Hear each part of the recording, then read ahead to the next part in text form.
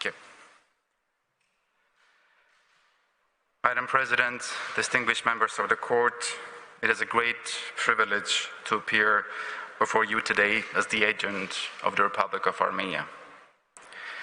In these proceedings instituted before the Court on 16 September 2021, Armenia does not ask the Court to resolve all of the many issues that have long divided the parties to this case. Much less does it ask the Court to resolve all of the many consequences of the most recent armed conflict. With its application, Armenia instead seeks to prevent and remedy the cycle of violence and hatred perpetrated against ethnic Armenians. And with its request for provisional measures, Armenia urgently seeks to protect the rights of ethnic Armenians from imminent and irreparable harm. Both Armenia's application and request for provisional measures are grounded in the International Convention on the Elimination of All Forms of Racial Discrimination.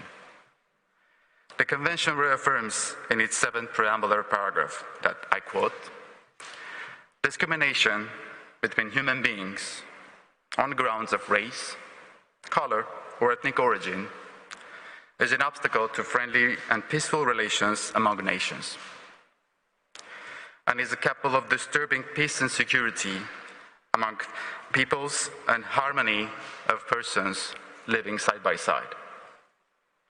These proceedings have been motivated by these words, and they are of utmost importance to my country. It is uncontroversial that Armenians are a distinct ethnic group, and as such are protected by the Convention. Armenians have historically inhabited a region in the Near East bounded by the Mediterranean and the Black Seas and the Caucasus. Armenian history can be traced back thousands of years, more precisely to the 2nd millennium BC. Almost all Armenians are Christians, and the Armenian Apostolic Church is the oldest Christian church in the world. The Armenian language is an independent branch of the Indo-European language family and uses its own unique alphabet since 405 AD. Because of their distinct ethnic identity, Armenians have experienced ethnic hatred and countless persecutions. They have also been subjected to genocidal massacres and pogroms. Sadly, the experience continues to this day. The international armed conflict, which President Aliyev has openly admitted Azerbaijan started in September 2020, is the most recent link to this chain of ethnic violence and hate. We fear that it will not be lost unless the roots of this conflict are addressed. The ethnic hatred that Azerbaijan's authorities spew almost on a daily basis is so pervasive that nearly all of the Azerbaijani society is affected.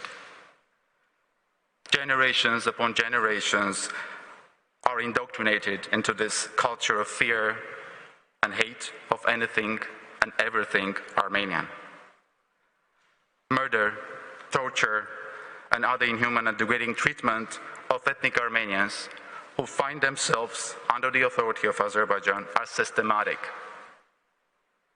as is the reward and even glorification of the culprits, and prosecution of anyone who dares to contradict the official dogma. Every trace of Armenian presence in the region must be destroyed or otherwise erased or falsified. This is clear from the fact that not even the conclusion of the trilateral statement of November 2020 has prevented Azerbaijan from violating the Convention. Azerbaijan continues to espouse and actively promote ethnic hatred against Armenians. The so-called military trophies park erected in April this year, while Azerbaijan was professing to negotiate its violations of the convention in good faith, has stood as a grotesque monument to this ideology of hate. Azerbaijan has captured, tortured, and arbitrarily detained numerous members of the Armenian armed forces and civilians of ethnic Armenian origin. Azerbaijan, moreover, continues to destroy Armenian cultural heritage and religious sites or negate their Armenian character in the territories it now controls. All those grave violations were perpetrated and continue to be perpetrated as we speak, precisely because their perpetrators have been enabled, encouraged, oftentimes rewarded, even glorified by Azerbaijan through systematic discriminations against Armenians. Madam President, distinguished members of the court, I do not intend to burden you with political statements about how the events that have ravaged my region of the world for more than a century now came to bear. Such statements have little relevance in the court of law, especially under the current urgent circumstances. But I do wish to underscore that the case Armenia brought to the court after nearly 1 year of failed negotiations, notwithstanding the urgent circumstances motivating the present request, falls squarely within your jurisdiction under the CERD. The plausibility of the CERD rights at issue and the urgent need for you to order measures to protect those rights from irreparable harm pending judgment on the merits are also obvious, as our counsels will explain in detail. First, Professor Kolb will explain why the court has prima facie jurisdiction to entertain Armenia's request. Second, Dr. Salonidis will demonstrate the plausibility of rights under the CERD for persons of Armenian ethnic origin to be free from hate speech by Azerbaijan, including their physical manifestation in the so-called military trophies park. Third, Professor Murphy will then demonstrate the plausibility of rights under the CERD for prisoners of war and civilian detainees of Armenian origin to be repatriated and to be protected from inhuman treatment.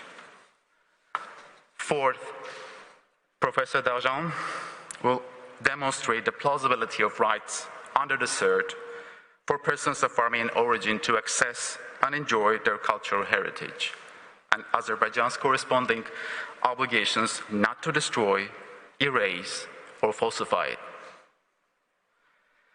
Mr. Martin will conclude Armenia's presentation by explaining why there is a real and imminent risk of irreparable prejudice to the rights whose protection is sought, as well as the link to specific measures requested. The importance of your decision on provisional measures and the impact that such decision will have cannot be emphasized enough. Azerbaijan's systematic continued violations of the CERD by exhortation of ethnic hatred in all the aforementioned forms stand as an insurmountable obstacle in a way of ensuring peace and security in the region. I thank you, Madam President, distinguished members of the court, for your attention and for your careful consideration of Armenia's request.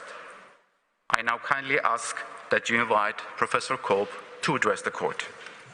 Thank you. I thank the agent of Armenia.